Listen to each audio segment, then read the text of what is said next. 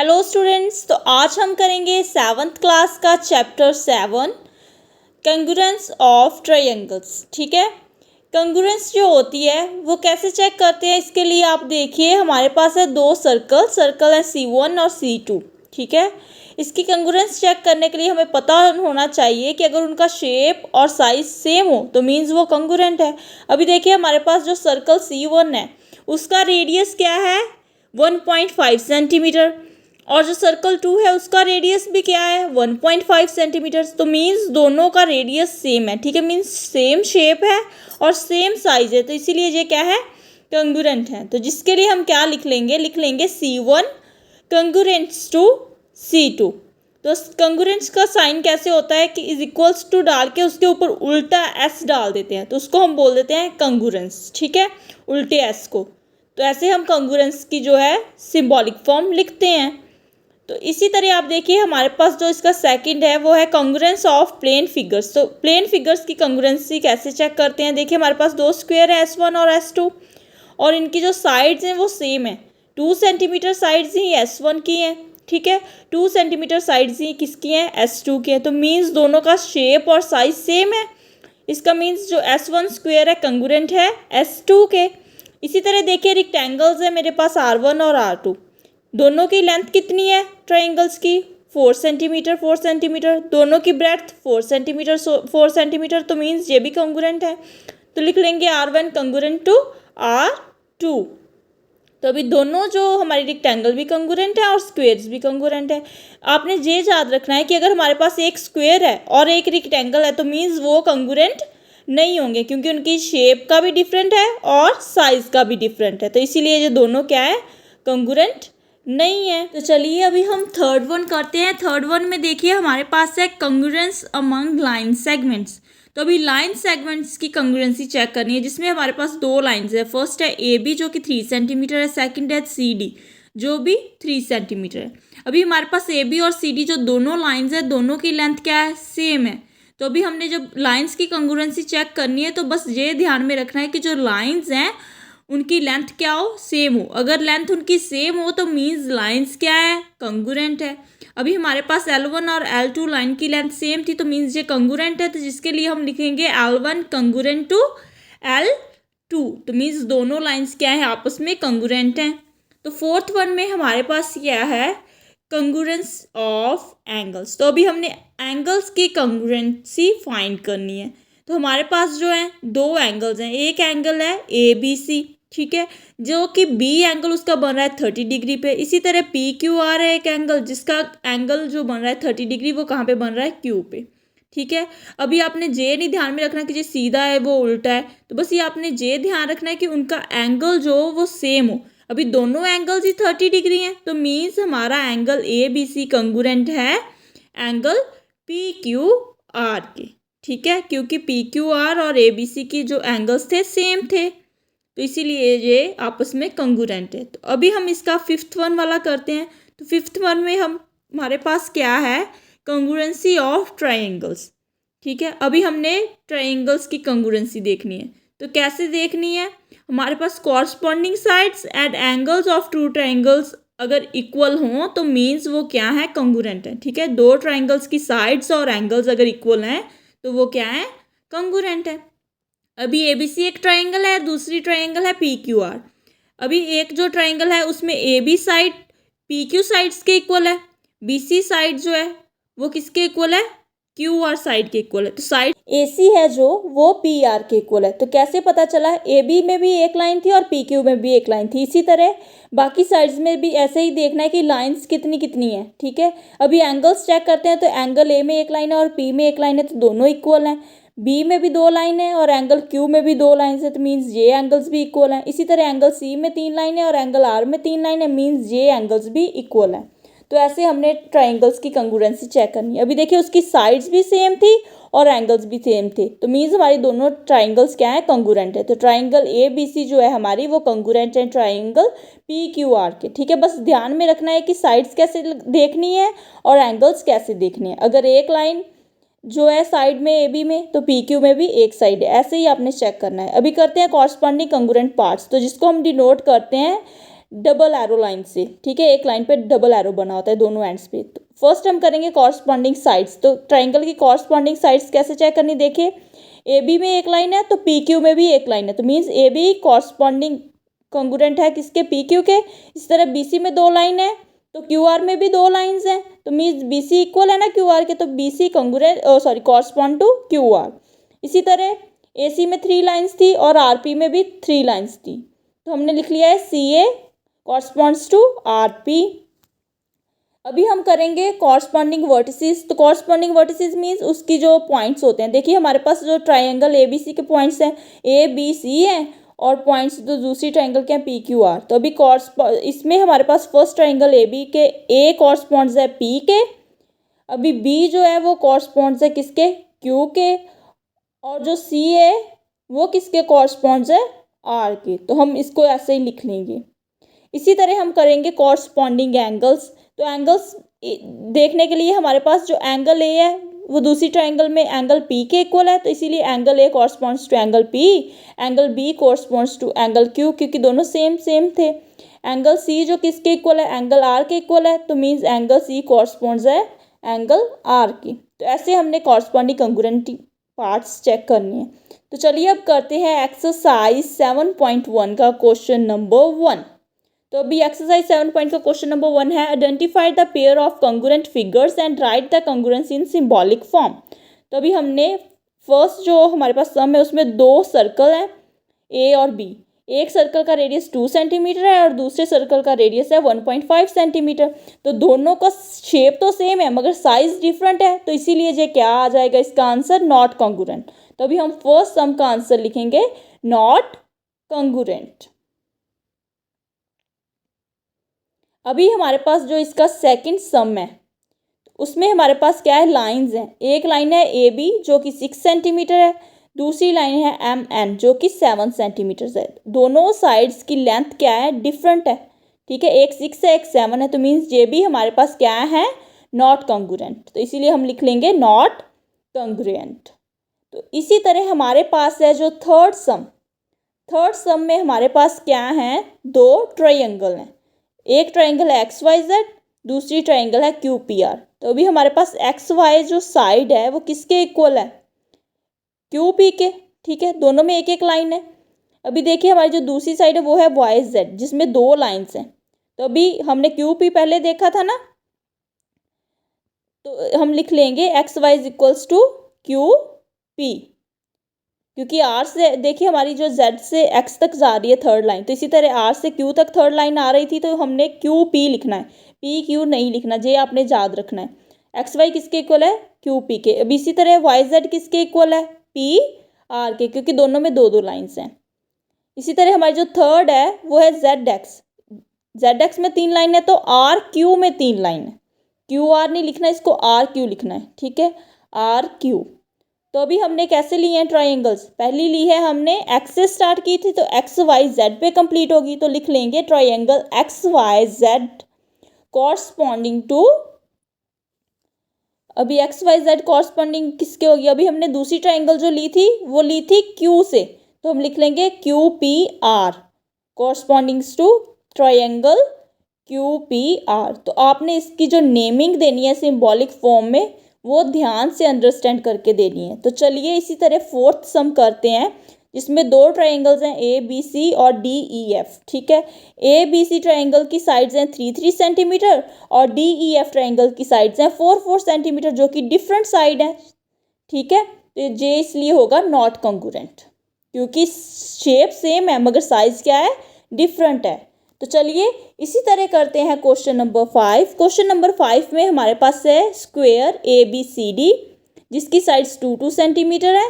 इसी तरह सेकंड जो हमारे पास है वो है पी क्यू आर एस, एक शेप है जिसकी साइड्स हैं 2-2 सेंटीमीटर, ठीक है।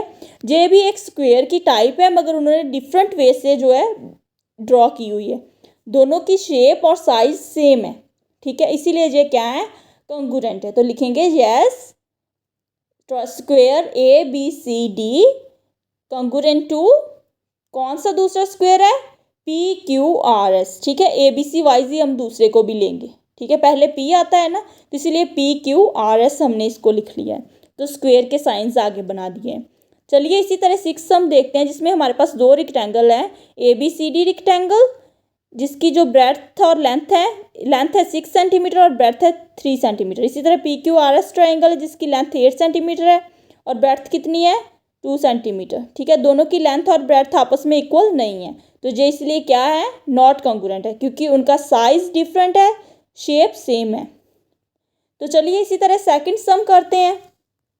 सेकंड सम में हमारे पास है, if triangle PQR congruent to triangle OMN under the correspondence PQR correspondence to OMN right all the corresponding congruent parts of a triangle. तो अभी हमारे पास क्या उन्होंने बोला है कि हमने कॉन्ग्रुएंट पार्ट्स देखने हैं ट्राइंगल PQR और ट्राइंगल OMN के। ठीक है, कॉरस्पॉन्डिंग वाले 2 ट्राइंगल्स हैं जो हमारी। तो सोल्यूशन में हम क्या करेंगे, सबसे पहले क्या लिखेंगे, triangle PQR corresponding to triangle OMN। ठीक है, अभी दोनों ट्राइंगल्स के कॉन्ग्रुएंट पार्ट लिखने हैं, तो हमें पता है कि हमने देखनी है साइड्स, एंगल्स और वर्टिसेस। तो सबसे पहले हम वर्टिसेस देखेंगे। तो वर्टिसेस हमने देखनी है PQR और OMN के बीच की। तो अगर हमारे पास जो है ट्राइंगल PQR में फर्स्ट हमारे पास क्या है, P है फर्स्ट नंबर पे, तो ये किसके कॉरस्पॉन्डिंग होगा, दूसरी ट्राइंगल के फर्स्ट लेटर से जो कि है O, तो P कॉरस्पॉन्डिंग हो गया है O के। इसी तरह सेकंड है Q, तो Q कॉरस्पॉन्डिंग किसके होगा, सेकंड वाले के, तो सेकंड उनमें है M। इसी तरह R जो लास्ट पे है, तो ये कॉरस्पॉन्डिंग होगा उस ट्राइंगल के लास्ट वाले नंबर पे जो कि है हमारा N। तो इसी तरह अभी हम क्या करेंगे, इस ट्राइंगल्स के देखेंगे एंगल्स। ठीक है, एंगल्स भी हमने ऐसे ही देखने हैं। ठीक है, दोनों ट्राइंगल के नंबर्स वाइज। देखिए अभी हमारे पास ट्राइंगल PQR के फर्स्ट पे है P, तो मीन्स एंगल P जो होगा वो किसके कॉरस्पॉन्डिंग होगा, दूसरी एंगल के पहले वाले पे जो कि है एंगल O। इसी तरह Q मीडियम में है ना, तो एंगल Q किसके होगा, सेंटर में ही होगा दूसरे के भी, तो मीन्स एंगल M जो सेंटर पे है। एंगल R लास्ट पे है, तो एंगल N भी लास्ट पे है दूसरी ट्राइंगल में, तो ये हमारे हो गए हैं कॉरस्पॉन्डिंग एंगल्स। तो अभी हम करेंगे साइड्स फाइंड, तो लिख लेंगे साइड्स। तो साइड्स हमने कैसे देखनी है, देखिए हमारे पास है ट्राइंगल PQR की पहली साइड होगी हमारी PQ। ठीक है, PQ साइड किसके कॉरस्पॉन्डिंग होगी, देखिए हमारे पास दूसरी ट्राइंगल के पहले 2 लेटर्स कौन से हैं, OM, तो मीन्स OM साइड होगी। इसी तरह QR साइड होगी जो मीन्स लास्ट वाले 2, तो लास्ट वाले 2 हमारे पास कौन से हैं, MN, तो MN के कॉरस्पॉन्डिंग होगी। इसी तरह RP, ठीक है, RP किसके कॉरस्पॉन्डिंग होगा, एक लास्ट वाला लिया है फिर हमने पहला लिया है, तो लास्ट में N है और पहला O है, तो NO के। तो ये हमने साइड्स भी फाइंड कर लिए हैं। तो इस ट्राइंगल में हमने वर्टिसेस, एंगल्स और साइड्स फाइंड किए हैं, तो बस यही इसमें फाइंड करना था।